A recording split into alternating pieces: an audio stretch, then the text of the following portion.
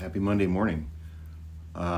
Just so I'm clear, the people who just voted to re-elect a man who was adjudicated to be a rapist, owes his victim $90 million, the man whose company was found guilty of 17 felonies for fraud, the man who he and his two sons and their company were found liable for a decade's worth of fraud and owe the state of New York $500 million. The man who was indicted on 91 felonies in 4 separate jurisdictions, 34 of which he was convicted of after a jury trial,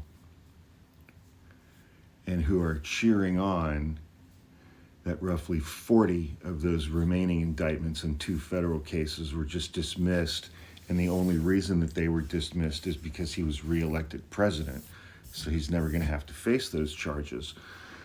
The same crowd that voted to reelect him and who has been begging Joe Biden to give Donald Trump a pardon during Joe Biden's remaining days in office, those same people are upset that Joe Biden pardoned his son Hunter.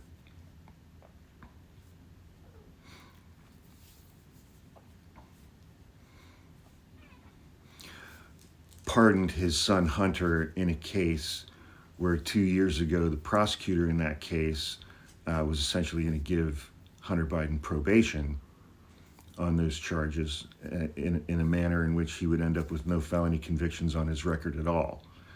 So the result that's being achieved here is a result that the prosecutor was on board with 2 years ago. Those people are all up in arms and howling over the fact that Joe Biden pardoned his son Hunter.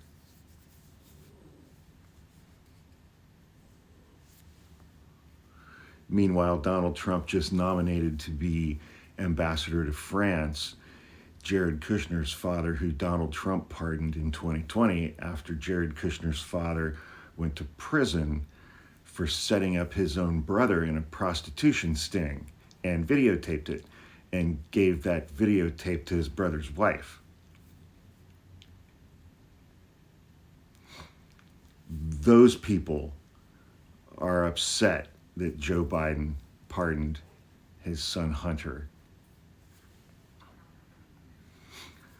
That tracks. The same people who've been doing Donald Trump's air dicking dance to YMCA as a family all weekend, those people are up in arms about the legal system and the pardon power of the President of the United States.